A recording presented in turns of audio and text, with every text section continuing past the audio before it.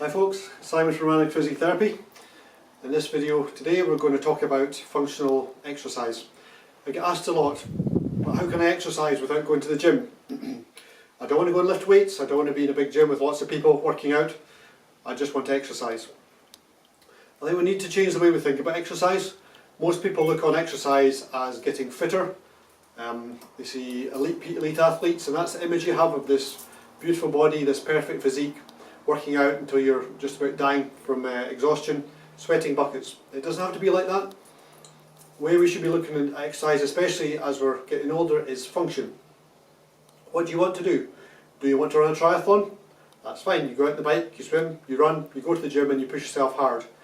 Or do you want to just get through your day pain-free? Do you feel a little bit stiff? Do you feel a little bit weak? You don't want to go to the gym? What should you do? So function, what is function? Function is just your everyday actions, the things you do on a day-to-day basis you don't think about. What happens to most people as they get older is they do less. And the rollover effect on the body of this is the body is able to do less. So you may do it yourself, but you'll see people in a chair, hands on the chair, hands on the knee, and slowly up.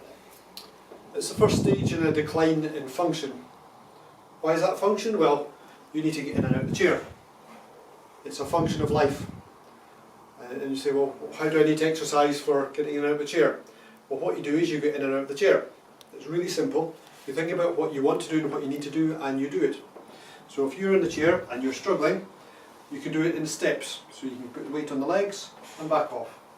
Weight on the legs and back off. And you only need to do 10, 15, 20 repetitions. If you can only do 5 to start with, that's absolutely fine. You can put your weight on the legs with the hands off, and sit down. If you're finding that getting up out of the chair is a little bit of a struggle but you can do it, you do more of it. So you sit down and you stand up, and you sit down and you stand up.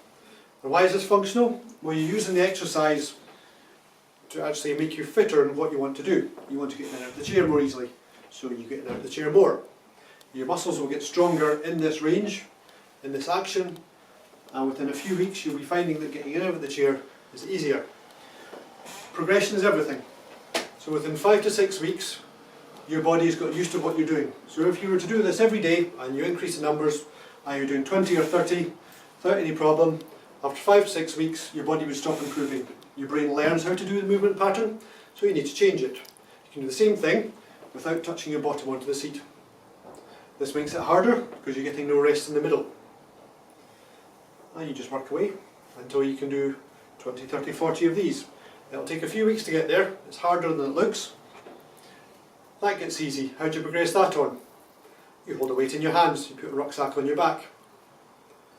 You can also stagger the legs. So from this position you can put one behind and one in front. It makes the leg that's behind work harder. You can sit down, you can swap legs, come back up.